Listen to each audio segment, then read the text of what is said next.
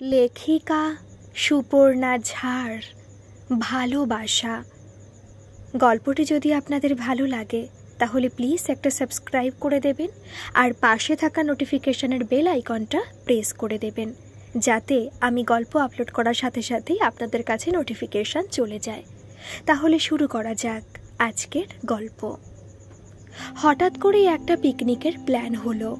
আমাদের এনজিওর কর্ণধার সুতোপাদেরই বেশি আগ্রহ।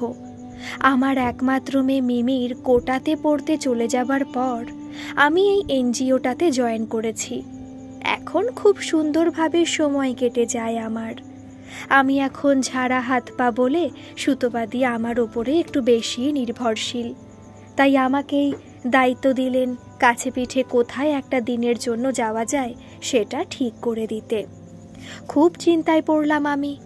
অতনুকে বললাম, একটু সাহায্য করো না গো, কোথায় যাওয়া যায় বলো না। অতনু উল্টোপাল্টা কয়েকটা জায়গার নাম বলে দিয়ে ল্যাপটপে নিজের কাজে ঢুকে পড়ল। কলকাতার কাছাকাছি যেসব পিকনিক স্পট আছে সেগুলো চলবে না, সুতোপাদি আগেই বলে দিয়েছেন। রাতে শুয়েও অনেকক্ষণ ধরে সেই চিন্তাই করতে লাগলাম। সেই ছোট্টবেলার চড়ুই ভাতির কথা মনে পড়ছে। নিজেদের বাগানে সবার বাড়ি থেকে অল্প অল্প করে সব কিছুর জোগান হতো। তারপর নিজেরা যা পারতাম কাঁচা পাকা রান্না করে খেতে বসতুম কারুর বাগান থেকে কেটে আনা কলা পাতায়। সে কি স্বাদ, এখনো ভুলতে পারি না। তারপর একটু বড় হতেই বাবার বাড়ির ওদিকে পিকনিক স্পটের নামগুলো শুনেছিলাম, কিন্তু যাওয়া হয়নি কখনো। এসব কথা চিন্তা করতে করতে হঠাৎই মাথায় এলো হাসির কথা। হাসি আমার দূর সম্পর্কের জ্যাঠতুতো বোন। গত পুজোর সময় একদিনের জন্য বাপের বাড়ি গিয়েছিলাম। সে সময় অনেক দিন বাদে হাসির সঙ্গে দেখা হয়েছিল। ওর ছোট ছোট দুই ছেলে মেয়েকে নিয়ে এসেছিল। আগের থেকে চেহারাটা একটু ভালো হয়েছে, যদিও পোশাক আশাকে দারিদ্র্যের স্পষ্ট ছাপ ছিল। আমার সঙ্গে মাসি বলে পরিচয় করিয়ে দিতেই ওর ছেলে মেয়ে দুটি খুব আগ্রহ সহকারে আমার পায়ে হাত দিয়ে প্রণাম করেছিল। আমার মা ওদেরকে প্লেট সাজিয়ে মিষ্টি, নাড়ু, নিমকি এসব খেতে দিয়েছিলেন, যেগুলো খুব আগ্রহ সহকারে বসে খেলো বাচ্চা দুটি। আমার খুব ভালো লেগেছিল ওদের খাওয়াটা দেখতে। আমার মিমি তো এসব মুখেই তোলে না, তাই আমার আর আমার মায়ের খুব দুঃখ। আবার যাবার সময় আমি ওদের হাতে টাকা দিয়েছিলাম, যদিও বাচ্চাগুলো প্রথমে নিতে চাইছিল না। তারপর মায়ের কাছে সম্মতি পেয়ে টাকাটা ধরেছিল। সেটাও আমার খুব ভালো লেগেছিল। ওই বারবার করে বলেছিল ওদের বাড়িতে যেতে। ওর বিয়ে হয়েছে বক্রেশ্বরের ওদিকের কোনো একটা গ্রামে। ওখানে নাকি শীতের সময় কলকাতার লোকেরা পিকনিক করতে যায়। তখন অত গুরুত্ব দিইনি, বলেছিলাম হ্যাঁ যাব। আসলে বিয়ের আগে যেটুকু মেলামেশা ছিল, ওরা অনেকগুলো বোন, বাড়ির অবস্থাও ভালো ছিল না ওদের। তার উপরে ওরা বেশি দূর পড়াশোনাও করেনি। ওরা 4 বোনই 7, 8 অবধি পড়ে পড়াশোনার ইতি ঘটিয়ে মন দিয়ে সংসার সামলাতো। জেঠিমা মানে হাসির মা 12 মাসই অসুস্থ থাকতেন। হাসির দিদি রাশি আমার সমবয়সী, তবুও হাসির সঙ্গেই আমার সখ্যতা ছিল বেশি। আসলে আমি সব সময় ওকে নিয়েই চলাফেরা করতাম বিয়ের আগে। যখন যেখানে যেতে বলতাম ও ঠিক সময় মতো এসে হাজির হয়ে যেত। সেটা ছুটির দিনে পুকুরে সাঁতার কাটা হোক কিংবা কোনো বন্ধুর বাড়িতে নোট নিতে যাওয়া, সব সময় ওকে পাশে পেতাম। তারপর কলেজ শেষ হতে না হতেই আমার বিয়ে হয়ে কলকাতায় সেটেল হওয়ার পর নিজের সংসারে এমনভাবে জড়িয়ে গেলাম যে হাসি তো দূর, এখন আমার বাপের বাড়িতেই আমি বছরে 2-1 দিনের অতিথি হয়ে গেছি। আমার বিয়ের কয়েক বছর বাদেই হাসির বিয়ে হয়েছিল। ওর গায়ের রংটা চাপা আর রোগা বলে ওর বিয়ে দিতে খুব বেগ পেতে হয়েছিল নাকি জ্যাঠামশাইকে। মায়ের মুখেই এসব খবর পেতাম। তাছাড়া বছরখানেক আগেই ওর দিদি রাশির বিয়ে দিয়ে উঠে হাসির বিয়েটা খুব সাদামাটাভাবেই দিয়েছিলেন। সেভাবে কাউকেই বলতে পারেননি আমার জ্যাঠামশাই। বললেও অবশ্য যেতে পারতাম কিনা জানি না, কারণ আমার মেয়ে তখন ছোট আর অতনুরও এসব ব্যাপারে খুব একটা আগ্রহ ছিল না কোনোদিন। ও নিজের কাজ আর নিজের কেরিয়ার নিয়ে ব্যস্ত সারাটা জীবন। বউয়ের এসব ফালতু সেন্টিমেন্টের কোনো মূল্য নেই তার কাছে। তো যেটা বলছিলাম, বক্রেশ্বরের কথাটা মাথায় এলো। উত্তেজিত হয়ে উঠে বসলাম বিছানায়। দেখলাম অতনু অঘরে ঘুমাচ্ছে। আমি আস্তে করে উঠে ফোনের কল লিস্টটা চেক করে হাসির নম্বরটা খুঁজে রাখলাম। ওই গত বছরই নম্বরটা নিয়েছিলাম ওর থেকে। তারপর আর কথা বলাই হয়নি। সকালেই ওর সঙ্গে কথা বলে জায়গাটার ডিটেলসটা জানতে হবে, তারপর সুতোপাদিকে জানাতে হবে। রবিবার তো আর দেরি নেই, আজ তো বুধবার পার হয়েই গেল। এইসব ভাবতে ভাবতেই অতনুর গায়ের চাদরটা ভালো করে জড়িয়ে দিয়ে নিজেও ঢাকা দিয়ে শুয়ে পড়লাম। এবারে পৌষ মাসের শীতটা বেশ জাঁকিয়ে পড়েছে। সবাই মিলে এসেছি বীরভূমে। বক্রেশ্বরের উষ্ণ প্রস্রবণের পাশের একটা আমবাগানে আমাদের পিকনিক স্পট। হাসি ওর বরকে বলে সব ব্যবস্থা করে দিয়েছে। খুব ভোর ভোর রওনা দিয়ে 10টার মধ্যেই পৌঁছে গেছি এখানে। সাথে করে রান্নার সব সরঞ্জাম আর রান্নার ঠাকুরকে আনা হয়েছে। প্রায় 30 জন মহিলা আর জনা 10 পুরুষ। আমরা সবাই নানাভাবে এই এনজিওর সঙ্গে যুক্ত। এসেই সবাই ব্রেকফাস্ট সেরে ফেললাম। সবই রেডিমেড খাবার, স্যান্ডউইচ, কেক, মিষ্টি, ডিম, ফ্রুট জুস, এইসব। সকলেরই খুব ইচ্ছে ছিল লুচি বা কড়াইশুঁটির কচুরি আর আলুর দম খাওয়ার, কিন্তু এসেই দুপুরে রান্নার আয়োজন করতে হতো বলে আর জলখাবারে রান্নার ঝামেলা রাখা হয়নি।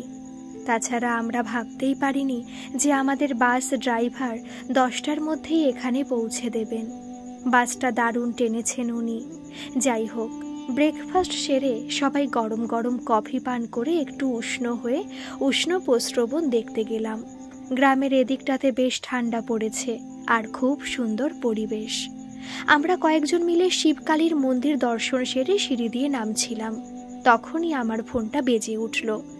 দেখি হাসি ফোন করেছে। কখনো ওর বরকে পাঠাবে তাই জিজ্ঞেস করার জন্য ফোন করেছে। আমি ওকে বারবার জানিয়ে দিয়েছি এবারে যাওয়া হবে না ওর বাড়ি। তবু সেই দিন থেকেই ও জেদ ধরে বসে আছে আমাকে ওর বাড়িতে যেতেই হবে, আর কয়েকটা দিন থেকে আসতে হবে ওর বাড়িতে। কিছুতেই ওকে বোঝাতে পারছি না এবারে এত লোকের সঙ্গে এসেছি, তাই কোনো মতে যাওয়া সম্ভব হবে না। তাছাড়া আমি সবাইকে দায়িত্ব নিয়ে এখানে এনেছি, তাই ওদেরকে ছেড়ে একা তো আর যাওয়া যায় না। আবার এতগুলো লোকজন সবাই মিলে গেলেও ওদের অনেক সমস্যা হবে। যাই হোক, অনেক বুঝিয়েও যখন কাজ হলো না তখন ওকে কঠিন স্বরে না বলে দিয়ে ফোনটা কেটে দিলাম। 2-1 যারা আমার পাশে ছিল ওরা উৎসুক হয়ে আমাকে জিজ্ঞাসা করলো, কি হয়েছে গো সুপ্রীতি, কার ফোন? আমি হেসে উড়িয়ে দিয়ে বললাম, ও কিছু নয়, চলো যাই, ওদিকে রান্নার কত দূর হলো দেখি। দুপুরের মেনুতে এলাহি আয়োজন, খাসির মাংস, চিকেন কষা, ফ্রাইড রাইস, সাদা ভাত, ফিশ ফ্রাই, চাটনি, পাঁপড় ইত্যাদি। আবার সুতোপাদির বিশেষ অনুরোধে ভেজ ডাল আর বেগুনের ব্যবস্থাও হয়েছে। সবাই ননভেজ, তাই বেশিটাই ননভেজ আইটেম। তাছাড়াও মিষ্টি আর দই তো আছেই। খাওয়া দাওয়ার শেষে হাতে কোল্ড ড্রিঙ্কসের গ্লাসটা নিয়ে সবে বসেছি। মলিনাদি বললেন, সুপ্রীতি, ওই লোকটা মনে হয় তোমাকে খুঁজছেন, অনেকক্ষণ ধরেই ওখানে দাঁড়িয়ে আছেন। আমি অবাক চোখে তাকিয়ে দেখি ছাপোষা চেহারার একজন লোক একটা পুরনো পায়জামা পাঞ্জাবি পরে হাসি মুখে দাঁড়িয়ে। গ্লাসটা রেখে এগিয়ে গেলাম ওনার কাছে। তারপর অবাক হয়ে বললাম, আপনি কি আমাকে খুঁজছেন? লোকটি বিনয়ের সঙ্গে মাথা নিচু করে বললেন, আপনি তো প্রীতি দিদি। আমি বললাম, হ্যাঁ, আসলে আপনার বোন হাসি আমাকে এখানে পাঠিয়েছে। আমি হাসির বর তাপস। আপনি না গেলে ও খুব কান্নাকাটি করবে। দয়া করে একটু চলুন না দিদি আমার সঙ্গে আমাদের গরিবের ঘরে। জানি আপনার খুব কষ্ট হবে। ওকে থামিয়ে দিয়ে আমি বললাম, না না, সেসব কোনো ব্যাপার নয়। আসলে কি বলুন তো, আমি তো আজ অন্য একটা কারণে এখানে এসেছি। এভাবে সবাইকে ফেলে আমি যেতে পারি না। একটু বুঝুন আমার অবস্থাটা, পরে কখনো আসবো। হাসির বর আমাকে থামিয়ে দিয়ে বলল, কিন্তু আপনাদের পিকনিক তো হয়েই গেল। আমি তো সেই কখন থেকে আপনার জন্য অপেক্ষা করছি। আপনি যখন হাসির ফোনটা কেটে দিলেন তখন থেকেই তো ও বাড়িতে কান্নাকাটি শুরু করে দিয়েছে। তাই তো বাধ্য হয়ে আপনাকে নিতে এসেছি দিদি। মনে মনে বিরক্ত হয়ে মুখে বললাম, সে কি, সেই তখন থেকে আপনি এখানেই আছেন? কি অবস্থা? আপনার তো মনে হয় দুপুরে খাওয়াও হয়নি। কথার মাঝপথে আমাকে থামিয়ে দিয়ে হাসির বর বলল, না না ঠিক আছে দিদি, আমি ভাত খেয়েই বেরিয়েছি। তবুও তাকে টেনে নিয়ে গিয়ে জোর করে একটু দই মিষ্টি খেতে দিলাম। ভাত খেতে বলা হলেও কিছুতেই খেতে রাজি হলো না সে। আর একটু পরেই আমাদের গাড়ি রওনা দেবে কলকাতার উদ্দেশ্যে। সমস্ত কিছু গোছগাছ চলছে, কিন্তু হাসির বর নাছোড়বান্দার মতোই বসে আছে। আমাকে না নিয়ে কিছুতেই বাড়ি যাবে না যেন। সুতোপাদিকে আমার সমস্যার কথা বললাম। সুতোপাদি হেসে বললেন, সমস্যা কি, যাও না বোনের বাড়ি, 2 দিন থেকে এসো। আমি বললাম, ধুর, আমার এখন যাওয়ার কোনো ইচ্ছেই নেই। তাছাড়া কোনো জামা কাপড় আনা হয়নি, আর অতনুও রাগ করবে। তারপর আস্তে করে বললাম, কি লোকের পাল্লায় পড়লাম রে বাবা। সুতোপাদি হাসলেন। ওদিকে হাসির বরের দিকে তাকালাম। রোদে পোড়া কালো গায়ের রং, মাঝারি উচ্চতার চেহারাতে কোনো বিশেষত্ব নেই। তাই এতক্ষণ আমাদের আশেপাশে ঘুরঘুর করছিল, তবুও চোখে পড়েনি। তবে মুখ জুড়ে আছে সারল্যের হাসি। তার চোখে চোখ পড়লেই একটা বিনয়ের সরল হাসি হাসল। বাধ্য হয়ে অতনুকে ফোনটা লাগালাম। অতনুকে আমার এই কঠিন অবস্থার কথা বললাম। অতনু হেসে বলল, বেশ তো, তোমার রুচি হলে যাও না, আমার কোনো সমস্যা হবে না। কিন্তু ওখানে কি রাতে থাকতে পারবে? রুচির কথাটা আমার কানে ভীষণভাবে বাজলো, তাই খুব খারাপ লাগলো। হাসি আমার বোন হয়, একসময় ওর সঙ্গে কত ভালো মন্দ সময় কাটিয়েছি। আর আজ যখন এত আন্তরিকতার সঙ্গে ডাকছে, আমি না বলি কি করে? ভীষণ ক্লান্ত লাগছিল, আর কথা বাড়ালাম না। বাধ্য হয়ে নিজের ভ্যানিটি ব্যাগটা ঘাড়ে ঝুলিয়ে সবাইকে বিদায় জানিয়ে এগিয়ে গেলাম হাসির বরের সঙ্গে। রাতে থাকতে হবে জানলে 2-1 জামা কাপড় আর কিছু দরকারি জিনিস নিয়ে নিতে পারতাম ব্যাগে। এদিকে সন্ধ্যের পর খুব ঠান্ডা পড়ে শুনে শুধুমাত্র শালটা এনেছি। ভীষণ উৎসাহী হয়ে হাসির বর বলল, আসেন দিদি আসেন, আমি গাড়ি এনেছি। আমি অবাক হয়ে চোখে চোখে ওর গাড়িটা খুঁজতে লাগলাম। হাসির বরের পেছন পেছন ওর আনা গাড়ির উদ্দেশ্যে হেঁটে এলাম বাগানের শেষ প্রান্তে। ও মা, দেখি একখানা ভ্যান রিক্সা দাঁড়িয়ে। ঘাড়ের গামছাটা দিয়ে ভ্যানের ধুলো পরিষ্কার করে দিয়ে ভীষণ আন্তরিকতার সঙ্গে সে বলল, দিদি এইখানে বসেন, জানি আপনার কষ্ট হবে, তবে বেশি দূর তো নয়, এখনই পৌঁছে যাব। আমি কোনো কথা না বলে পেছন দিকে পা ঝুলিয়ে বসলাম। লজ্জায় যেন মাথা কাটা যাচ্ছে।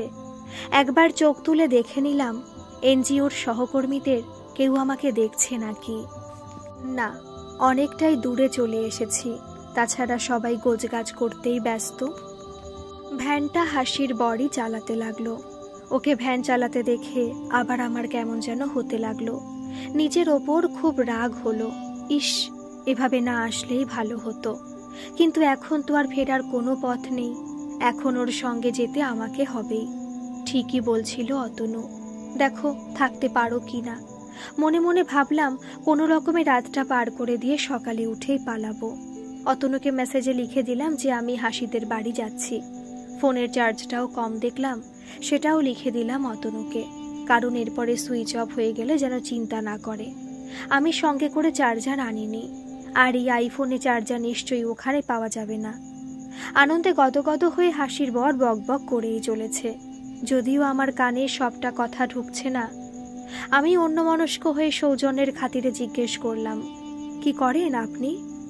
যদিও শুনেছিলাম হাসির বরের অবস্থা ভালো না, কিন্তু ঠিক কি যে করে জানা হয়নি কোনোদিন। সে একমুখ হাসি নিয়ে আমার দিকে ফিরে বলল, দিদি আপনি আমাকে আপনি করে বলছেন কেন? আপনি তো সম্পর্কে আমার থেকে বড় হলেন, আমাকে তুমি করেই আমার নাম ধরে বলেন না। আমার ভীষণ অস্বস্তি হচ্ছিল ওর সঙ্গে কথা বলতে। দাঁতে দাঁত চেপে আমি বললাম, ঠিক আছে, একটা কিছু বললেই হলো।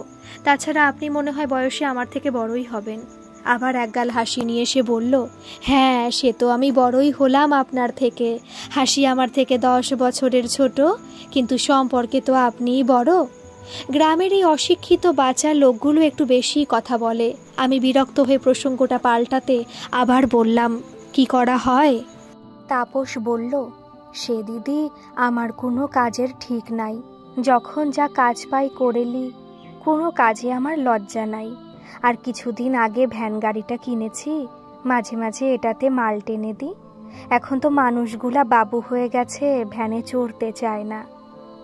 আমার আর কোনো কথা বলতে ইচ্ছে করছিল না। মনে হচ্ছে আমার মান সম্মান সব নষ্ট হয়ে গেল। পরন্ত সন্ধে না হলে ওদের সঙ্গে দেখা করে আজই ফিরে যেতে পারতাম। নিজের ওপর খুব রাগ হচ্ছে।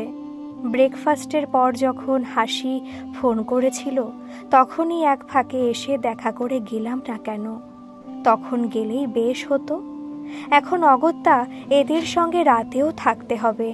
ব্যাপারটা বিচ্ছিরি হয়ে গেল। মিমি জানতে পারলেও আমাকে বকবে। তাপসী আবার বলতে শুরু করলো, আপনার বোন খুব ভালো মেয়ে জানেন তো দিদি। আপনি যে আমাদের বাড়িতে যাচ্ছেন, দেখবেন কত খুশি হবে। আপনি না এলে খুব কষ্ট পেত। কোনো চাহিদা নাই ওর। আমাকে বলে, যেটুকু জমি জমা আছে ওতেই চাষবাস করতে। বাইরে আমার কাজে বেরোনো ওর পছন্দ নাই। কিন্তু একটা সংসারে কত খরচ বলেন দিদি? 2টা বাচ্চা, বুড়ি মা। গত বছর বাবা মারা গেছে।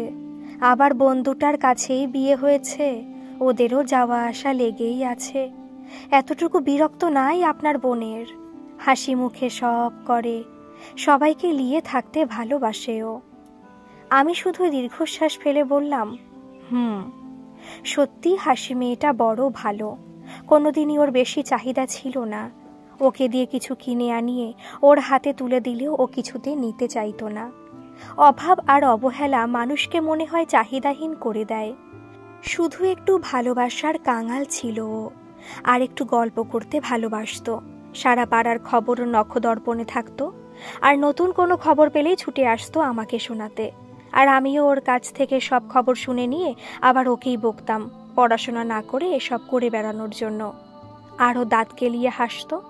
পড়াশোনাতে কোনোদিনই কোনো আগ্রহ ছিল না ওর, কিন্তু গুছিয়ে সব কাজ করতে জানতো কত ছোটবেলা থেকেই। আমিও অনেক চেষ্টা করেছিলাম যাতে অন্তত 8টা পাশ করেও। পরপর 3বার ফেল করে পড়াটাই ছেড়ে দিল। কত দিনের পুরনো সব কথা, এসব কথাই ভাবছিলাম মনে মনে। হঠাৎ উৎসাহী হয়ে তাপস বলে উঠল, এই দেখেন দিদি, কথা বলতে বলতে কেমন পৌঁছে গেলাম। আমি চোখ তুলে তাকিয়ে দেখলাম মাঠের শেষ প্রান্তে ছোট একটা গ্রাম। না, ঠিক গ্রাম নয়, একটা গ্রাম্য বস্তি বলা যায়। ওপরে খড়ের চালের ছোট ছোট 1তলা 2তলা বাড়ি। মনে মনে ভাবলাম, আচ্ছা ফ্যাসাদে পড়া গেল তো। এখানকার কোন কুড়ে ঘরটা আবার হাসিদের কে জানে। এখন এই বস্তিতে রাত কাটাতে হবে। ভ্যান রিক্সা থেকে নামতে না নামতেই কোথা থেকে হৈ হৈ করে ছুটে এলো হাসি আর ওর ছেলে মেয়ে 2টি। একমুখ হাসি নিয়ে হাসি সাদরে অভিনন্দন জানালো আমাকে। আর ওর ছেলেমেয়েরা আমার পায়ে হাত দিয়ে প্রণাম করলো। হাসিও করতে গেল। আমি ওর হাত 2টি ধরে ফেললাম। ওদের পেছন পেছন চললাম ওদের বাড়ি। সন্ধ্যের আলো আধারি পরিবেশে মাটির সরু রাস্তা ধরে আচ্ছন্নের মতো চললাম হাসিদের পেছন পেছন। আশেপাশের ঘরগুলো দেখে ভীষণ কান্না পাচ্ছে। কয়েকজন অতি উৎসাহী মানুষ আগ্রহী হয়ে হাসিকে জিজ্ঞেস করলো, এটা কে গো বৌদি? হাসিও খুব আগ্রহ সহকারে আমার সঙ্গে পরিচয় করালো তাদের। বলল, আমার দিদি হয় গো। আমার কিচ্ছু ভালো লাগছে না। যন্ত্রচালিতের মতো শুধুই চলছি। অবশেষে এলাম হাসিদের বাড়ি। আমাকে নিয়ে গিয়ে একটা ঘরে বসালো। তারপর বলল, দিদি, এটা তোর ঘর, এখানেই তুই থাকবি। আমি মনে মনে ভাবলাম, থাকবো মানে? সকালে উঠেই পালাবো। বড্ড ক্লান্ত লাগছিল। সেই ভোরবেলা উঠেছি, একটু বিশ্রাম নিলে ভালো হতো। আমি বিছানাতে পা ঝুলিয়ে ধপ করে বসে পড়লাম। হাসি বলল, তুই বিশ্রাম নে। তারপর ছেলে মেয়েদের দিকে তাকিয়ে বলল, মাসি খুব ক্লান্ত তো, একটু লম্বা হোক, তোমরা এখন মাসিকে একটু ঘুমাতে দাও। ছেলেমেয়েরা সম্মতিসূচক মাথা নাড়িয়ে চুপচাপ বাইরে চলে গেল। আমার খুব খারাপ লাগলো। বাচ্চাগুলোর জন্য কিছুই আনা হলো না। আসলে পথে আসতে আসতে কোনো দোকানও চোখে পড়েনি, আর মাথাতেও ছিল না। পুরো রাস্তাটাই শুধু চাষের মাঠ চোখে পড়েছিল। অন্য সময় হলে দু চোখ ভরে উপভোগ করতাম সুন্দর ওই পরিবেশটা। সবুজ মাঠে হলুদ সর্ষের ফুলও চোখে পড়েছিল, কিন্তু মনটা তো তখন উপভোগ করার মুডে ছিল না। তাছাড়া অতনুর কথাও ভাবছিলাম। মুখে যতই বলুক চলে যাও, কিন্তু আমি তো ওকে চিনি, ও মনে মনে অখুশি হয়েছে। অতনুর কথা মনে পড়তেই ফোনটা অন করে দেখলাম কিছু লিখেছে কি না। না, শুধু আমার মেসেজটা সিন করে রেখে দিয়েছে। যাকগে, অকারণে রাগ করলে আমার তো কিছু করার নেই। আমি হাসির বরের খোঁজ করলাম কিছু আনতে দেব বলে। হাসি বলল, থাক না দিদি, ওসব পরে হবে খন, এখন বিশ্রাম নে তো। সত্যি আমার কোমরটা একেবারে ধরে গেছে, একটু রেস্টের ভীষণ প্রয়োজন। কিন্তু হঠাৎ করে ঘরে ঢুকেই তো আর শুয়ে পড়তে পারি না। আমি আমার পায়ের মোজাটা খুলতে খুলতে হাসিকে বললাম, একটু হাত মুখ ধোবো রে, তোদের টয়লেটটা কোথায়? হাসি বলল, আয় আমার সঙ্গে আয়। আবার ওর পেছন পেছন গেলাম। বড় একটা উঠানের মতো ফাঁকা জায়গা পেরিয়ে কলতলা, আর তার লাগোয়ায় পাশাপাশি টালির চালের একটা পায়খানা আর একটা বাথরুম। আগের দিনে গ্রাম সাইডে যেমন থাকতো অনেকটা সেরকমই। হাসি লাইটটা জ্বেলে দিয়ে বলল, ভেতরে জল, গামছা, সাবান সব দেওয়া আছে, যা। যাক, তবু এখানে কারেন্ট আছে, এটাই রক্ষে। এতক্ষণ এটা খেয়ালই করিনি। পলেস্তরা খসা দেওয়াল, সিমেন্টের চটে যাওয়া মেঝে, কিন্তু বেশ পরিষ্কার পরিচ্ছন্ন বাথরুম। চোখে মুখে জল দিয়ে অনেকটাই ফ্রেশ লাগছে। তবে তোলা জল তো ভীষণ ঠান্ডা, তার ওপর খোলা জায়গা বলে এবারে শীতটা যেন গায়ে বিঁধছে। যদিও বাথরুমে নতুন গামছা দেওয়া ছিল, তবুও আমি সেটা ইউজ করিনি। ঘরে এসে ব্যাগ থেকে টাওয়াল রুমালটা বার করে মুছছিলাম। হাসি ব্যস্ত হয়ে বলল, গামছা এনে দিই দিদি? আমি বললাম, না ঠিক আছে।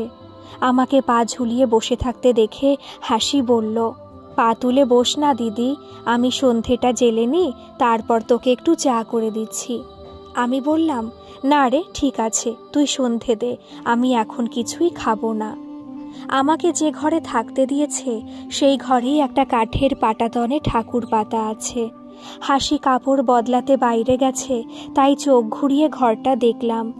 এতক্ষণ খেয়াল করিনি ঘরটার ওপরে ছাদ দেওয়া, তবে রং করা নেই। দেওয়ালের ইটের ফাঁকগুলোতে কোনো রকমে সিমেন্ট দিয়ে তাপ্পি দেওয়া, তাই চোখেই পড়ছে না। আমি বসে আছি একটা চৌকির ওপর পাতা বেশ পরিষ্কার বিছানাতে। পাশে একটা স্টিল আলমারি আর একটা ছোট আলনা, যাতে বেশ পরিপাটি করে জামা কাপড় গুছিয়ে রাখা আছে। তবে সবই ইট দিয়ে উঁচু করে রাখা। তারপর তাকিয়ে দেখি মেঝেটা মাটির, গোবর মাটি দিয়ে চিকন করে ল্যাপা, তাই এতক্ষণ বুঝতে পারিনি। আর ঘরের এক কোণে ঠাকুর পাতা আছে, তার পাশে একটা ছোট মিট সেলফ, মিট কেশ যাকে বলে আর কি। হাসি এসে মাথায় ঘোমটা দিয়ে সন্ধে জ্বালতে বসলো। বেশ খানিকক্ষণ সময় নিয়ে ঠাকুর দিল, তারপর প্রদীপ হাতে বাইরে চলে গেল। মনে হয় তুলসী তলায় দেখাতে গেল। মনে পড়ে গেল বাবার বাড়ির সন্ধে জ্বালার কথা। আমিও অবশ্য আমার ফ্ল্যাটে সন্ধেবেলা দীপ ধূপ জ্বালি, কিন্তু এভাবে এতখানি সময় নিয়ে কাসর ঘণ্টা বাজাই না। বসে বসে হাই তুলছিলাম, কিন্তু ভীষণ অস্বস্তি হচ্ছে ওদের বিছানাতে ঘুমোতে। তবে পাটা ব্যথা করছিল বলে পা তুলে লম্বা হয়ে বসে আছি। হাসপাতাল বা নার্সিংহোমে যখন আমাদের কোনো শারীরিক সমস্যার কারণে ভর্তি হতে হয়, তখন যেমন পরিস্থিতি হয় ঠিক এমনটাই হয়েছে এখন। প্রথমে ভর্তি হয়ে বেড পাবার পর পাটা ঝুলিয়ে কোনো রকমে বসি, তারপর আয়ামাসিদের গুঁতো খেয়ে পাটা তুলে বসি। তারপর দুর্বল শরীরে আর বেশিক্ষণ বসতে পারি না, তখন ওই বেডেই শরীরটা ফেলে দিই। তখন ঘেন্না ফেন্না সব উধাও হয়ে যায়। আর একটা সময় ওই বেডটাই সব কিছু মনে হয়, ওটা আঁকড়েই পড়ে থাকি। যাই হোক, একটু বাদেই শাড়ি ছেড়ে আমার কাছে এলো হাসি। হাসি মুখে জিজ্ঞেস করলো, শাড়িটা ছাড়বি না দিদি? শাড়ি দিব না নাইটি দিব তোকে? আমি একটা নরম দেখে হ্যান্ডলুম শাড়ি পরেছিলাম। আসলে সারাদিন যাতে কোনো কষ্ট না হয় তাই এই শাড়িটা পরেছি। থাক, ওসব পরে হবে বলে আমি শরীরটাকে বিছানায় ফেলে দিলাম। ঠিক আছে, ডিম লাইটটা জ্বেলে দিচ্ছি, তুই একটু ঘুমা দিদি। বলে হাসি বেরিয়ে গেল ঘর থেকে। আমিও আর কথা না বাড়িয়ে শুয়ে পড়লাম। যদিও পায়ের কাছে লেপটা ভাঁজ করে রাখা, তবুও ওটার খুললাম না। নিজের গায়ের শালটা ভালো করে জড়িয়ে ঘুমিয়ে পড়লাম। হঠাৎ ঘুমটা ভেঙে গেল। ঘরের আলো আধারি পরিবেশে চোখ মেলে তাকালাম। এত গভীর ঘুম এসেছিল যে ঠাউরি করতে পারছি না কোথায় আছি। খানিকক্ষণ ফ্যাল ফ্যাল করেছে, আস্তে করে উঠে বসলাম। দেখি আমার গায়ে লেপটা জড়ানো। হাসি দিয়ে গেছে মনে হয়। আস্তে আস্তে সব মনে পড়ল। আমি তো সকালে পিকনিকে এসে হাসিদের বাড়ি এসেছি। মাথার কাছ থেকে মোবাইলটা হাতে নিলাম, অন করে সময় দেখলাম। দেখি 8:10 বাজে। ও, তার মানে ঘন্টা দুয়েক বেশ টেনেই ঘুমোলাম। এখন অনেকটাই ফ্রেশ লাগছে। বিছানা থেকে আস্তে করে নেমে ভেজানো দরজাটা খুলে বাইরের বারান্দাটাতে এসে দাঁড়ালাম। বাল্বের লালচে আলোয় কেমন মায়াময় লাগছে চারপাশটা। চারিদিক নিস্তব্ধ। অসময়ে ঘুম থেকে উঠে এলাম বলে প্রচণ্ড ঠান্ডা লাগছে। তাছাড়া বারান্দা চারদিকেই খোলা, তাই হু হু করে শীতের হাওয়া আসছে যেন। সবাই কি ঘুমিয়ে পড়ল? শুনেছি গ্রামের লোকেরা তাড়াতাড়ি শুয়ে পড়ে, তাই বলে 8টা বাজতে না বাজতেই। এসে থেকে ক্লান্তির আর বিরক্তির জন্য কোনো কিছু খেয়ালই করিনি। আমাকে যে ঘরে থাকতে দেওয়া হয়েছে ঠিক তার পাশেই আরেকটি ঘর আছে। এটারও দরজা ভেজানো। আমি বাইরে থেকে আস্তে করে হাসির নাম ধরে ডাকলাম। তারপর ভেতর থেকে মনে হলো একটা ক্ষীণ আওয়াজ এলো, তাই দরজাটা ঠেলে ঢুকলাম। এ ঘরের একটা নাইট বাল্ব জ্বলছে। আমি আবার হাসির নাম ধরে ডাকলাম। বিছানা থেকে কে যেন বলল, খেটা, কারে খুঁজো? আমি বললাম, আমি হাসির দিদি। হাসি কোথায়? সে বলল, ওইখানে লাইটের সুইচ আছে, আলোটা জ্বালো। আমি মোবাইলে টর্চটা জেলে লাইটের সুইচ দিলাম। দেখি একজন বৃদ্ধা বিছানায় বসে আছেন, আর ওনার পাশে কেউ লেপ মুড়ি দিয়ে ঘুমোচ্ছে। বৃদ্ধা হাসি মুখে বলল, ঘুম ভাঙলো? এইখানে আসো মা। আমি বুঝতে পারলাম ইনি হাসির শাশুড়ি। আমি পায়ে হাত দিয়ে প্রণাম করতে গেলাম। লেপের ভেতরে ওনার পা। উনি বললেন, থাক থাক মা, ঠিক আছে, খুব ঘুমালা, এখন শরীরটা ভালো লাগছে? হ্যাঁ, আমি ঠিক আছি, কিন্তু বাড়ির সবাই কোথায়? আমি জিজ্ঞেস করলাম ওনাকে। বৌমা তো রান্নাঘরে আছে, দেখতে পেলা না? আর বাচ্চাগুলা সারাদিন বদমাইশি করে, সে কখন ঘুমিয়ে গেছে। বলে পাশে লেপ মুড়ি দিয়ে অঘরে ঘুমোনো বাচ্চাগুলোর দিকে তাকালেন। তারপর বললেন, এইখানে বসো মা তুমি, আমি বৌমাকে ডেকে দিচ্ছি। না না, ঠিক আছে, আপনাকে আর কষ্ট করে উঠতে হবে না। রান্নাঘরটা কোন দিকে আছে বলুন, আমি চলে যাচ্ছি। এই বলে আমি বেরিয়ে এলাম ওখান থেকে। হাসির শাশুড়িও বৌমা বৌমা করে হাঁক দিতে লাগলেন। উঠানের একপাশে একটা চালা ঘরে একটা টিমটিমে আলো জ্বলতে দেখে সেদিকেই এগিয়ে গেলাম আমি। কাঠের জালে রান্না হচ্ছে, আর হাসির বর উনানের ধারে বসে আগুন পোহাচ্ছে। আমাকে দেখে ওরা দুজনেই হা হা করে উঠল। হাসি বলল, দিদি, তুই আবার এই ঠান্ডাতে কষ্ট করে উঠে এলি কেন? চল ঘরে চল, তোকে ওখানেই তোর খাবারটা দিয়ে আসি। এসে থেকে তো কিচ্ছুটি মুখে তুলিসনি। আমি সৌজন্যের খাতিরে বললাম, থাক না, এখানে একটু বসি, আমার খিদেই নেই। ও বেলা অসময়ে অনেক রিচ খাবার খাওয়া হয়ে গেছে, সেগুলোই এখনো নামেনি। আমার খাওয়া নিয়ে অত চিন্তা করতে হবে না তোকে। আমাদের কথার মাঝেই হাসির বর নিজের পিঁড়িটা আমার দিকে এগিয়ে দিয়ে বলল, এইখানে বসেন দিদি, বলেই কোথায় যেন উঠে চলে গেল। হাসি বলল, যা, তাই আবার হয় নাকি? তোর জন্য আমার বর কোথা থেকে তাজা রুই মাছ নিয়ে এলো, আবার নিজেই কাটলো, ভাজলো, খাবি না তুই? এই মরেছে, দেখি এত বড় কালো একটা হাঁড়িতে ভাত ফুটছে। রাতে আমি ভাত খাই না, তাতে আবার মাছ ভাত। আমাকে ইতস্তত করতে দেখে হাসি বলল, তুই রাতে ভাত খাস না দিদি? আমি বললাম, না, এমনিতে খাই না, তবে ঠিক আছে, আজ তোদের সঙ্গে একটু খেয়ে নেব। হাসি লজ্জিত হয়ে বলল, তা কেন, আমি এক্ষুনি তোকে 2টা রুটি বানিয়ে দিচ্ছি। ও কিছুতেই আমার কোনো আপত্তি শুনল না। আমি বললাম, দে তাহলে, আমি আটাটা মেখে দিই। ও কোনো মতেই আমাকে কিচ্ছু করতে দিল না। উনানের তাপের সামনে বসে থাকতে বেশ ভালো লাগছে। ভেতরটা কাঁপছিল যেন। কতদিন আগুনে শেখা হয় না। আসলে কলকাতাতে তো তেমন শীতই পড়ে না। এসবই টুকটাক গল্প হচ্ছিল হাসির সঙ্গে। আটা মাখতে মাখতে ও বলল, উনানে দুটো কাঠ ফেলে দে তো দিদি। আমি অন্যমনস্ক হয়ে হাতে ছোট ছোট কাঠের টুকরোগুলো নিয়ে নাড়াচাড়া করছিলাম, তারই একটা উনানে ফেলে দিলাম। তারপর আরেক টুকরো কাঠ হাতে তুলে নিতেই হাসি বলল, আমার বরের কাণ্ড দেখেছিস দিদি, সারা সকাল ধরে এইরকম ছোট ছোট কাঠের টুকরো কেটে রাখবে যাতে আমার রান্না করতে কষ্ট না হয়। ও বলে, তোমাকে ফু দিয়ে ধোয়াতে রান্না করা দেখতে আমার ভালো লাগে না, খুব ভালোবাসে জানিস তো আমাকে। আমি একটু হাসলাম। সত্যি তো, ভালোবাসার কত রকম রূপ। স্বামীর প্রতি স্ত্রীর অথবা স্ত্রীর প্রতি স্বামীর এই ছোট ছোট কেয়ারিং, সেটাই তো আসল ভালোবাসা। আমি বললাম, একটা গ্যাস নিয়ে নিচ্ছিস না কেন? হ্যাঁ, গ্যাস তো আছে, আমার শাশুড়ি মায়ের ঘরে রাখা আছে।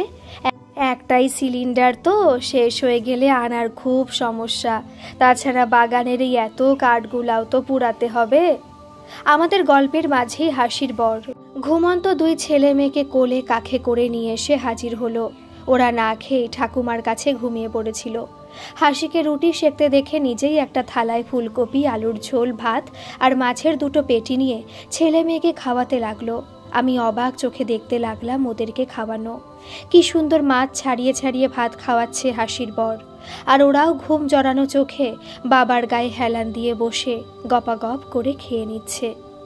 আমাকে ওভাবে তাকিয়ে থাকতে দেখে হাসি লজ্জা পেয়ে বলল, বাচ্চাগুলো মাছ খেতে খুব ভালোবাসে। আমিও লজ্জা পেয়ে হাসলাম। খাওয়ার শেষে দুজনকে নিয়ে কলপাড়ে গিয়ে পরিষ্কার করে মুখ ধুয়ে টয়লেট সারিয়ে আবার ওদের ঠাকুমার ঘরে দিতে গেল। আমি অবাক চোখে সেদিকেই চেয়ে রইলাম। হাসি নিজের কাজে ব্যস্ত, মুখ ফুটে বরকে কিছুই বলছে না, তবু ওর বর চুপচাপ নিজের দায়িত্বগুলো পালন করে যাচ্ছে। দুজনের এই বন্ডিংটা আমার ভীষণ ভালো লাগলো। আমাদের কথার মাঝেই হাসির বর ঘর থেকে ঝকঝকে একটা কাঁসার থালা, বাটি আর গ্লাস এনে হাসির হাতে দিল। হাসি তাতে খাবার সাজিয়ে দিয়ে আমার দিকে এগিয়ে দিল থালাটা। ওর বর হা হা করে উঠল, বলল, এইখানে এই নোংরার মধ্যে কি করে দিদি খাবেন? চলো, থালাটা নিয়ে ঘরে চলো, টেবিল পেতে দিচ্ছি। আমার ওই ঘরের মধ্যে একা একা খেতে ইচ্ছে করছিল না, তাই আমি কিছুতেই ঘরে গেলাম না। বললাম, তোদের সঙ্গে এখানেই বসে খাই না। যদিও আমি এত তাড়াতাড়ি কোনোদিনই খাই না, তবু ওদের ডিনারের তোড়জোড় দেখে কিছু বলতেই পারলাম না। সন্ধে থেকে টিভি দেখে, মোবাইল ঘেটে প্রথমে মায়ের সঙ্গে ঘণ্টাখানেক ফোনে কথা, তারপর মেয়ের সঙ্গে কথা বলি। এসব করতে করতেই রাত 10টা পার হয়ে যায়। তবুও অতনু খেতে বসতে চায় না। ফোনের কথায় মনে পড়ল, মিমির সঙ্গে একবারও কথা হয়নি। প্রতিদিন রাত 9টা নাগাদ ও ফোন করে। ফোনটা অন করে দেখলাম 9টা বাজতে চলল। খেয়ে ফোন করব নাকি ফোনটা করে নিয়ে খাবো, মনে মনে এই কনফিউশনে পড়ে গেছি। আমাকে ইতস্তত করতে দেখে হাসি বলল, কি হলো রে দিদি, কোনো সমস্যা হয়েছে? আমি হেসে বললাম, না রে, আসলে মেয়েটার সঙ্গে আজ একবারও কথা হয়নি। ও খেলো কিনা জেনে নি, তারপর খাবো।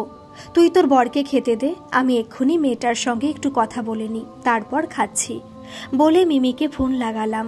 আসলে আমিও তো মা। হাসির সন্তানদেরকে গুছিয়ে খাওয়াতে দেখে মনে মনে তখন থেকে মেয়েটার জন্য মন খারাপ করছে। বাইরে আছে, কি খাচ্ছে, ইচ্ছে থাকলেও কিছুই যত্ন করতে পারি না। মিমির সঙ্গে কথা বলতে বলতে উঠে এলাম বারান্দায়। সবে ডিনার সারলো।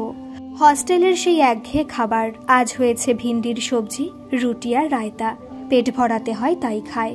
বাড়িতে থাকলে এই খাবার কিছুতেই খাওয়ানো যেত না ওকে। আমি হাসি মাসির বাড়িতে এসেছি, আবার রাতেও এখানে থাকছি শুনে ও ভীষণ অবাক হয়ে গেল। বলল, সেই মাসিটা যার সঙ্গে তুমি পুকুরে সাঁতার কাটতে যেতে? আমি হেসে বললাম, হ্যাঁ রে, এখানে পিকনিক করতে এসেছি দেখেও কিছুতেই ছাড়লো না, আসতে বাধ্য হলাম। বাপি কি বলল মামনি? মিমি উৎসুক হয়ে জিজ্ঞেস করলো। আমি বললাম, তোমার বাপি কি বলতে পারে বলে তোমার মনে হয়? আমি জানি না, যেটা ভালো বোঝো করো, তাই বললো তো বাপি। ওর বাবার স্বর নকল করে মেয়ের কথা বলা শুনে আমরা মা মেয়ে দুজনেই হেসে উঠলাম। আমার হাসি দেখে হাসি আর ওর বর দুজনেই আমার দিকে তাকালো। দেখলাম ওরা আমার অপেক্ষাতেই বসে আছে, এখনো খাওয়া শুরু করেনি। তাই বাধ্য হয়ে মিমিকে বললাম, শোন না, এখন রাখছি, ওরা আমার জন্য না খেয়ে বসে আছে, পরে বাড়ি গিয়ে এখানকার সব গল্প করব তোকে। আর শোন, আমি হাসি মাসির ফোন নম্বরটা তোকে মেসেজ করে দেব। আমার ফোনের চার্জার আনিনি, আর বাপির সাথে একটু কথা বলে নিস। মেয়ে বলল, কেন মামুনি, বাপির সঙ্গে তোমার কথা হয়নি? আমি একটু গম্ভীর হয়ে বললাম, তোমার বাপির একটু সময় হয়নি তোমার মামুনির খোঁজ নেওয়ার, তাই আর বিরক্ত করিনি। মেয়ে হেসে বলল, ও অভিমান, ঠিক আছে আমি দেখছি, okay bye, good night. Good night বলে রান্নাঘরে এলাম। সামনে খাবার সাজিয়ে নিয়ে ওরা দুজনে বসেছিল। এর মধ্যেই একটা ছোট টি টেবিলে আমার থালাটা সাজিয়ে দিয়েছে, আর একটা বেতের মোড়া দিয়েছে আমার বসার জন্য। নিজেরা নিচেই আসন পেতে বসেছে। আমি আসতেই ওর বর বলল, সব ঠান্ডা হয়ে গেল তো, নেন নেন তাড়াতাড়ি বসে পড়েন। আমি বললাম, আপনি বসে আছেন কেন, নিন শুরু করুন। আমার কথা শেষ হতেই হাসির বর গরম গরম একখানা ঝোল ভাত মেখে খেতেও শুরু করে দিল। আমাকে কাঁসার থালায় সাজিয়ে দেওয়া হয়েছে 4টে রুটি, 1 বাটি মাছের ঝোল, তাতে 2 পিস মাছ, ফুলকপি, আলু সব আছে। থালার একপাশে আলু বেগুন পালং বড়ির একটা কালচে তরকারি, আর 2টো ছানার জিলিপি। এত খাবার দেখে আমার ভিড়মি খাবার জোগাড়। জোর করে সব তোলালাম। 1 পিস মাছ আর একটা রুটি রাখলাম পাতে। হাসির বিশেষ অনুরোধে একটু পালংয়ের সবজি রাখতে হলো। ওটা নাকি দুপুরের রান্না, আমার জন্য তুলে রেখেছে। সবই তাদের ক্ষেতের আনাজ। আর ওর বরের অনুরোধে একটা ছানার জিলিপি নিতেই হলো। কোথা থেকে নাকি খুব বিখ্যাত এই মিষ্টি গরম গরম ভাজি নিয়ে এসেছে শুধুমাত্র আমার জন্যই। আমি খেতে খেতে হাসিকে বললাম, তোর শাশুড়ির খাবার ঘরে দিয়ে এসেছিস নাকি? হাসি বলল, না রে, মা রাতে কিছু খায় না, সন্ধেবেলা মুড়ি খেয়েছিল, এখন 1 গ্লাস গরম দুধ দিয়ে এলাম। রান্না ভালোই, তবে সব কিছুতেই আমার একটু নুনটা বেশি লাগলো। এরা মনে হয় রান্নায় লবণ একটু বেশিই খায়, নয়তো আমরা একটু কম খাই। যাই হোক, ভালোই মিটলো খাওয়া দাওয়ার পর্ব। আসলে সামনে কাউকে তৃপ্তির সঙ্গে খেতে দেখলে সব খাবারই খেতে ভালো লাগে, তাই আমার খিদে না থাকা সত্ত্বেও ভালোই খেলাম। খাওয়া দাওয়ার পর্ব মিটতেই হাসির বর বলল, এত রাতে আর জল ঘাটতে হবে না বুঝলা, ঠান্ডা লেগে যাবে, সব রেখে দাও রান্নাঘরে ঢুকিয়ে। তারপর হাই তুলতে তুলতে কে কোথায় ঘুমোবে তাই ঠিক করতে করতে নিজের মনেই বকবক করতে লাগলো। এটো বাসন কোসন গোছাতে গোছাতে হাসি বলল, তোমাকে অত চিন্তা করতে হবে না, যাও তুমি ক্যাম্প খাট পেতে মায়ের ঘরে শুয়ে পড়ো। আমি এ ঘরের মেঝেতে একটা বিছানা পেতে শুয়ে পড়ব। মায়ের ঘরে কাঠের বাক্সের ওপর ক্যাথা কম্বল সব রাখা আছে। হাসির বর চলে যেতেই হাসিকে বললাম, তুই আবার নিচে বিছানা করবি কেন? ওই বিছানাতে আমাদের দুজনেরই হয়ে যাবে। না রে দিদি, তোর অসুবিধা হবে, তুই ঘুমা না বিছানাতে। আমার অভ্যেস আছে নিচে শোবার, তোকে একা এ ঘরে ছাড়তে ইচ্ছা করছে না। চারিদিক খোলা তো, যদি রাতে উঠতে হয়, তাই এই ঘরেই থাকছি, নয়তো আমার শাশুড়ির বিছানাতে ঢুকে যেতাম। হাতের কাজ সারতে সারতে হাসি কথাগুলো বলল। আমি হেসে বললাম, আমিও তো সেটাই বলছি রে, আমার বিছানায় ঢুকে যা। এরই মধ্যে কখন আবার হাসির বর মশারি টাঙিয়ে দিয়ে গেছে। ঘরে এসে কথা বলতে বলতে হাসি আলমারিটা খুলে একটা লাল রঙের নতুন নাইটি দিল আমার হাতে। বলল, শাড়িটা ছেড়ে এটা পরে নে, শাড়িটা তো কুঁচকে গেল। বলেই বাইরে বেরিয়ে দরজাটা ভেজিয়ে দিল। আমি আর আপত্তি না করে নাইটি পরে ফেললাম। সস্তার গোল গলার নাইটি, এখনো মারের গন্ধ ছাড়ছে। ঝুলে আমার ছোট হলো। আসলে আমি হাসির চেয়ে বেশ অনেকটাই লম্বা। ভাবলাম যাগ্গে, শুধু তো এই রাতটুকুর ব্যাপার, সকালেই তো রওনা দেব, তাছাড়া শাড়ি পরে ঘুমানোর অভ্যেস নেই। ওই দেখ রে দিদি, আমার বর কি বলছে। বলতে বলতে হাসি ঘরে প্রবেশ করলো। আমি বললাম, কি বলছেন? তুই তো কিছুই খেলি না, তাই তোকে 1 গ্লাস দুধ দিতে বলল, খাবি দিদি, এনে দেব? আমি হেসে বললাম, ধুর পাগলি, মাছ খেয়ে কেউ দুধ খায়? অনেক খেয়ে ফেলেছি, আর কিছুই খাবো না, চুপটি করে ঘুমাতো তুই। হাসি আবার বলল, তোর জন্য মোষের দুধ এনেছিল আমার বর, বলল কলকাতায় নাকি মোষের দুধ পাওয়া যায় না। সব পাওয়া যায়, তবে খাঁটি নয়, আর আমাদের পেটে অবশ্য এখন খাঁটি জিনিস হজমও হয় না। এখন তো ডবল টোন্ড দুধ খেতে বলেছে ডাক্তারবাবু। হাসি অবাক হয়ে বলল, সেটা আবার কি রে, প্যাকেটের দুধ? হ্যাঁ প্যাকেটের, তবে সর তোলা। হাসি অবাক হয়ে বলল, যা সরটাই তুলে নিলে দুধে আর কি থাকে। আমাদের কথার মাঝেই আমার ফোনটা বেজে উঠল। ভাবলাম অতনু ফোন করেছে। ফোনটা হাতে নিয়ে দেখি সুতোপাদির ফোন। ইস, ওদের কথা একদমই মনে ছিল না। আমারই উচিত ছিল ওরা পৌঁছলো কিনা একবার খোঁজ নেওয়ার। মনে হয় পৌঁছলো, তাই ফোন করেছে। তাড়াতাড়ি ফোনটা ধরে বললাম, হ্যাঁ দিদি বলো, তোমরা এখন পৌঁছলে? কি এখনো কলকাতায় ঢোকোনি? এত জ্যাম? আচ্ছা ঠিক আছে, পৌঁছে আমাকে একটা মেসেজ করে দিও। ওকে, গুড নাইট। আমি ফোনটা রাখতেই উৎসুক চোখে হাসি তাকালো আমার দিকে। আমি বললাম, ওরা এখনো পৌঁছায়নি, রাস্তায় নাকি জ্যাম আছে, 12টা বাজবে ওদের পৌঁছতে।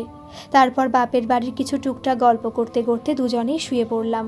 একটু পরেই দেখি হাসি নাক ডাকছে। আমার কিন্তু কিছুতেই ঘুম আসছে না।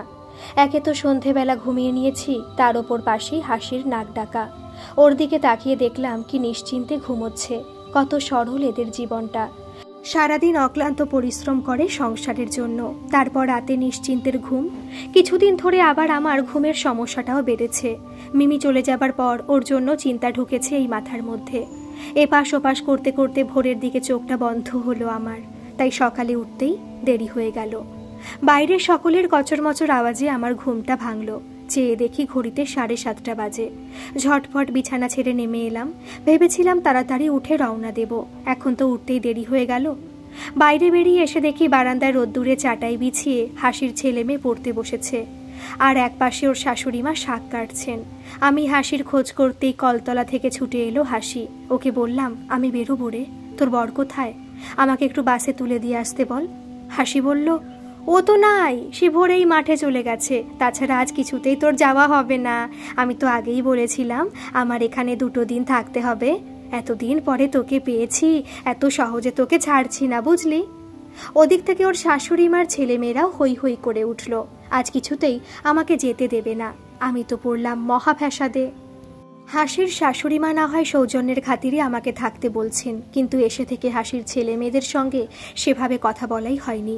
ওদের জন্য হাতে করে কিছুই আনতে পারিনি। তবু আমার চলে যাবার কথা শুনে ওদের মন খারাপ দেখে সত্যি অবাক লাগলো। হাসিকে বুঝিয়ে বললাম, তোর জামাইবাবু একা আছে তো, এবারে যাই রে, আবার পরে আসবো। কোনো মতে মেয়ে শুনবে না, বলে তোদের রান্নার লোক আছে তো, ওকে বুঝিয়ে বলে দে সব। নাকি আমার সুন্দরী দিদিটাকে ছেড়ে 2টা দিন থাকতে পারবে না আমার জামাইবাবু। দে না হয় আমি জামাইবাবুর সঙ্গে কথা বলি আমার দিকে হাত বাড়িয়ে ফোনটা চাইলো। খুব পাকা গিন্নি হয়েছ না? ঠিক আছে, এবেলা থাকছি, বিকেলে তাপসকে বলিস আমাকে যেন গাড়িতে তুলে দিয়ে আসে। হাসি বলল, ঠিক আছে, ওই বিকেলে দেখা যাবে খন। এখন চল তো, মুখ ধুয়ে চল মাঠের দিকে। চল, তোকে আমাদের ক্ষেতটা দেখিয়ে আনি, দেখবি জায়গাটা তোর খুব ভালো লাগবে। ওখানে চা খাবো, চল। ওর চাটাও নিয়ে নিচ্ছি। ওদিক থেকে হাসির ছেলে মেয়েরাও আমাদের সঙ্গে মাঠে যাবার বায়না করতে লাগলো। হাসি ওদের ধমক দিয়ে বলল, পড়া শেষ করে না রাখলে বিকেলে মেলায় নিয়ে যাব না কিন্তু। ওরাও ভদ্র মানুষের মতো মাথা নিচু করে লিখতে লাগলো। বুঝেছি এদের হাত থেকে সহজে নিস্তার নেই, তাই বাধ্য হয়ে হাসিকে বললাম, একটা নরম শাড়ি দে, নাইটি পরে তো আর বাইরে বেরোনো যাবে না। তারপর ফ্রেশ হয়ে ঘরে এসে অতনুকে ফোন লাগালাম। 2বার বাজার পর ফোনটা তুলল। ইচ্ছে করেই 7 সকালে মিথ্যে করে ওকে বললাম, শোনো না, আমার না শরীরটা খুব খারাপ লাগছে, তাই বেরোনোর সাহস হলো না। দেখি ভালো থাকলে বিকেলে বেরোবো, নয়তো কাল সকালেই যাব। একরাশ বিরক্তি নিয়ে অতনু বলল, কি হয়েছে, জ্বর? ওষুধ নিয়ে গেছো? ব্যাগে আছে, প্রয়োজন হলে খেয়ে নেব। অতনু বলল, ঠিক আছে, যেটা ভালো বোঝো করো। মাসিকে বলে দিয়েছো তো দুপুরে রান্না করে দিয়ে যেতে? এখনই বলে দিচ্ছি। আজ তুমি অফিসে বেরোবে না? বেরোতে হবে, ফাইলগুলো জমা দিতে হবে আজ।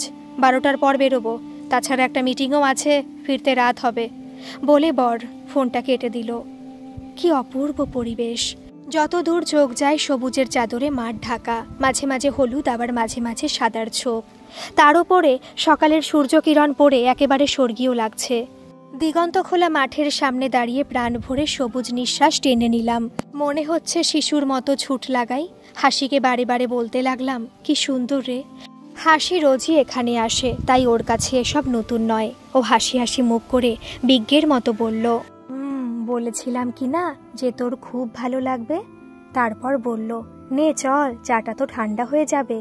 কোনটা তোদের ক্ষেত্রে? উৎসুক হয়ে আমি জানতে চাইলাম ওর কাছে। আয় আমার সঙ্গে বলে ও সরু আলের ওপর দিয়ে হনহন করে হাঁটতে লাগলো। আমার চলতে অসুবিধা হলেও বেশ মজা লাগছে এমন রাস্তা দিয়ে হাঁটতে। ওদের জমিতে এবারে কোনো ফসল চাষ হয়নি, প্রচুর শীতের সবজি লাগিয়েছে। ফুলকপি, বাঁধাকপি, বেগুন, পালং, ধনেপাতা, এগুলোই। কিছু বিক্রি করে আর বাকিটা ঘরেই খায়। এভাবে গাছে এত তাজা সবজি কখনোই দেখিনি।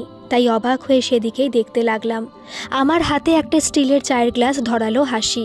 ঘন দুধের কড়া মিষ্টি চা, ঠান্ডা হয়ে গেছে। প্রথম চুমুকেই একেবারে পাকস্থলী পর্যন্ত মিষ্টি হয়ে গেল। হাসির বর আমার দিকে তাকিয়ে বলল, খেজুরের গুড়ের সেন্ট পাচ্ছেন দিদি? হ্যাঁ, একটা সুন্দর গন্ধ পেলাম অবশ্য। চা হিসেবে না খেলে বেশ ভালোই, যেন একটা পায়েসের টেস্ট পাওয়া যাচ্ছে। হাসির বর সদর্পে বলল, আমাদের গাছের রসের গুড়। ক্ষেতের পাশে 3-4টে খেজুর গাছের দিকে আঙুল তুলে আমাকে দেখালো। দেখলাম দুটো গাছে মাটির কলসিও বাঁধা আছে। মনে পড়ে গেল সেই ছেলেবেলার কথা। আমাদের বাগানেও অনেকগুলো খেজুর গাছ ছিল। শীতের সময় সকালবেলা কাঁপতে কাঁপতে খেজুরের মিষ্টি রস খেতুম। আমি উৎসাহ নিয়ে বললাম, ওতে রস আছে? হাসির বর বলল, এখন আর খাওয়া যাবে না, খাটটা তাড়ি হয়ে গেছে, খাবেন নাকি? বলে খ্যাক খ্যাক করে হাসলো। আমিও হাসলাম। অদ্ভুত ব্যাপার, গতকাল এখানে আসার সময় লোকটাকে ভীষণ অসহ্য লাগছিল। ভদ্র পোশাক পরেছিল, তবু লজ্জায় মাথা কাটা যাচ্ছিল আমার। আর এখন ওর থ্যাবড়া হাত পায়ে মাটি লেগে আছে, মাথায় গামছা ফেটি করে বাঁধা, লুঙ্গিটা গুটিয়ে পড়া, একেবারে কৃষকের পোশাক। অথচ আমার এখন কিছুই মনে হচ্ছে না। প্রকৃতির সাথে সাথে ওদের দুজনের ছবিও তুলে রাখলাম আমার মোবাইলে। তবে জানি না আমার স্ট্যাটাসে দিতে পারবো কিনা। হাসি বলল, ভুলে গেছিস রে দিদি, প্রথম 2-4 দিনই তো মিষ্টি রস পাওয়া যায়। তোদেরও তো কত খেজুর গাছ ছিল, তারপর মিষ্টিটা কমে গেলে গাদ মিশিয়ে তাড়ি হয়। ইস, 2 দিন আগেই বাড়িতে কত রস ছিল, কেউ খাবার ছিল না, তাই জাল দিয়ে রেখেছি, যাবার সময় দিয়ে দেব তোকে। তারপর ওর বরের দিকে তাকিয়ে বলল, একটু রস পাওয়া যাবে না গো? ওর বর বলল, আজ তো আর পাওয়া যাবে না, কাল ঠিক জোগাড় করে দিব। আমি বললাম, আমি কিন্তু বিকেলেই চলে যাব। হাসি আর ওর বর দুজনেই হা হা করে উঠল, না না, আজ আর কোথাও যাবে না। বিকেলে কেউ বেরোয় নাকি? ছোট দিনের বেলা, 5টা বাজতেই অন্ধকার। হাসি ওর বরের সঙ্গে তাল মিলিয়ে বলল, শুনলি না আমার বেটা বেটি কি বলল? বিকেলে তোর সঙ্গে মেলা যাবে। আচ্ছা, গ্যাড়াকলে পড়া গেল তো। এরা তো কিছুতেই আমাকে ছাড়ার নামই করছে না। ওদিকে অতনুর অসুবিধে হচ্ছে, ও বিরক্ত হচ্ছে। আমি ওদের দিকে তাকিয়ে বললাম, ঠিক আছে, কাল সকালে কিন্তু আমাকে আগে বাসে তুলে দিতে হবে, তারপর অন্য কাজে বেরোবেন। হাসি আর ওর বর দুজনেই হেসে উঠল। ঠিক তখনই দূরের মাঠের শেষে একটা ট্রেন হুইসেল বাজিয়ে ছুটে গেল। আমি মুগ্ধ চোখে সেদিকেই চেয়ে রইলাম। আজ বুধবার, ফিরে যাচ্ছি নিউ টাউনে, নিজের ফ্ল্যাটে। বাসে করে চলেছি কলকাতার উদ্দেশ্যে। হাসির বরই দুবরাজপুরে এসে কলকাতার বাসে তুলে দিয়ে গেল। ট্রেনেও আসা যেত, কিন্তু আরও বেশি ঝামেলা হয়ে যেত। সেই 3 দিনই ওদের ওখানে থাকতে বাধ্য হলাম। ভালোবাসার বাঁধনে ওরা আটকে রেখে দিল আমাকে। বাপের বাড়িতেই এভাবে একটানা 3 দিন থাকা হয় না এখন। বছরে একবার গিয়ে বড়জোর 2 রাত থাকি। এভাবে এতদিন থেকে গেলাম, তাই মেয়ে, বর, আমার মা সকলেই অবাক হয়ে গেছে। সোমবার দুপুরেই ফোনের সুইচ অফ হয়ে গেছে। তারপর থেকে সকলের সঙ্গে বিচ্ছিন্ন হয়ে পড়েছি, তবে প্রকৃতির সঙ্গে মিশে গেছিলাম অবশ্য। হাসির ফোনে মেয়ের সঙ্গে একটিবার কথা হয়েছে শুধু। বাসে জানলার ধারের সিটে বসে হাসিদের কথাই ভাবছি। আসার সময় ওদের সকলেরই মন খারাপ ছিল। হাসির তো চোখে জলও দেখলাম। আমার মনটা কেমন করছে। ওদের সঙ্গে কাটানো প্রতিটা মুহূর্ত মনে পড়ছে। সেদিন বিকেলে হাসি জোর করে আমাকে মেলায় নিয়ে গেছিল। প্রথমে আমি কিছুতেই যেতে চাইনি। ওকে বুঝিয়েছিলাম যে কলকাতায় সবসময় কত বড় বড় মেলা লেগে থাকে, তাই যাই না। তবু ও আর ওর ছেলেমেয়েরা আমাকে জোর করে নিয়ে গেছিল ছোট্ট ওই গ্রাম্য মেলাটিতে। না গেলে মাটির সেই গন্ধটা পেতামই না। সেই ছোটবেলায় পিসির সাথে হাত ধরে যাওয়া রথের মেলার স্মৃতি যেন ফিরে পেয়েছিলাম। ছোট্ট একটা মেলা, শীতে কয়েকদিনের জন্য বসে। হাতের তৈরি জিনিসপত্রের ছোট ছোট দোকান আর মুখরোচক খাবারের দোকান। ঘরের দরকারি হরেক মালের দোকানে ভিড়টা বেশি। ওদের পাল্লায় পড়ে চপ ঘুগনির দোকানে বসে নোংরা প্লেট চামচে চপ ঘুগনি তৃপ্তি করে খেয়েছিলাম, তবু ঠিক আছি। অতনু দেখলে অজ্ঞান হয়ে যেত। নিজের মনেই হেসে উঠলাম আমি। তারপর চোখ তুলে দেখে নিলাম বাস যাত্রীদের কেউ আমাকে দেখছে নাকি। তারপরের দিন ভোরবেলা উঠে আবার মাঠে গেছিলাম। হাসির সঙ্গে হাত লাগিয়ে ছোলার শাক তুলছিলাম ওদের ক্ষেত থেকে। সেদিন পিকনিকে এসে মন্দির দর্শন করার সময় একটু পুজো দিতে মন চেয়েছিল আমার। সে সাধও পূর্ণ হলো। হাসি আর ওর বরের সঙ্গে ওদের গাড়ি করে গতকাল গিয়েছিলাম। খুব ভালোভাবে পুজো দিয়ে এলাম বক্রেশ্বরের মন্দিরে। হাসির সঙ্গে গিয়ে পুকুর পাড়ে বসে ওর স্নান করা দেখলাম। শীতকাল, ঠান্ডা লেগে যেতে পারে, তাই সাহস হয়নি জলে নামার। তাছাড়া অভ্যেস ছেড়ে গেছে, তাই জলে নামতে ভয়ও পাচ্ছিলাম। বাসে আমার পাশে যাত্রী উঠল। এক ভদ্রমহিলা আমাকে একটু সরে বসতে বললেন। সরতে গিয়ে পায়ের কাছে রাখা ব্যাগগুলো পায়ে ঠেকলো। দুজনের বসতে অসুবিধা হচ্ছিল, তাই ওগুলো মাথার ওপরের বাঙ্কে রাখলাম। তাপসকে বলেছিলাম ওগুলো ওপরের বাঙ্কে তুলে দিতে। ও বলল, নামাতে কষ্ট হবে আপনার, এখানেই থাক। দুটো ব্যাগ ভর্তি করে, একটিতে ওদের ক্ষেতের শাকসবজি আর একটিতে নারকোল, খেজুর গুড়, চাল গুঁড়ো, চাল ভাজা, বড়ি, একটা শাড়ি, আর রাস্তায় আমার খাবার জন্য একটা টিফিন বক্সে না জানি কি দিয়েছে। বারবার বারণ করলাম কিছু দিস না। ওদের ইচ্ছে ছিল আজও আমাকে রেখে দিয়ে পিঠে খাওয়াবে। আমি আর কিছুতেই শুনিনি ওদের কথা। বারণ করলাম, এত কিছু দিস না, আমি কিছুই নিয়ে যেতে পারবো না, তাছাড়া কেই বা খাবে। কিন্তু সে মেয়ে শুনলে তো। আকাশ আর মাটির সংস্পর্শে থেকে ওদের মনটাও মনে হয় আকাশের মতোই উদার। তাই তো শত অভাবেও আন্তরিকতার কোনো খামতি নেই ওদের। অথচ আমার এত আছে, ইচ্ছে করলে কিছুটা অ্যামাউন্ট এটিএম থেকে তুলে হাসির বরের হাতে দিয়ে দিতে পারতাম। বলতেই পারতাম, তোদের মাটির মেঝেটা পাকা করে নিস। হাসি দুঃখ করছিল। যতবারই নাকি ওই অসমাপ্ত ঘরে হাত দেওয়ার কথা ভাবে, ততবারই নাকি একটা না একটা ঝামেলা এসে পড়ে। গত বছর কাজ শুরু হতেই ওর শ্বশুর মারা গেলেন।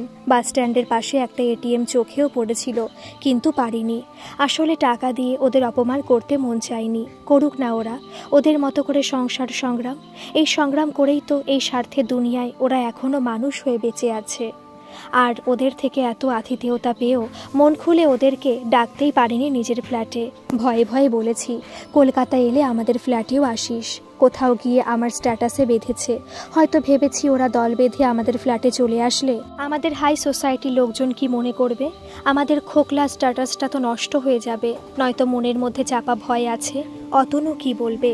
ওর তো কোনো ফিলিংস নেই গ্রাম্য এই কৃষক পরিবারটিকে নিয়ে।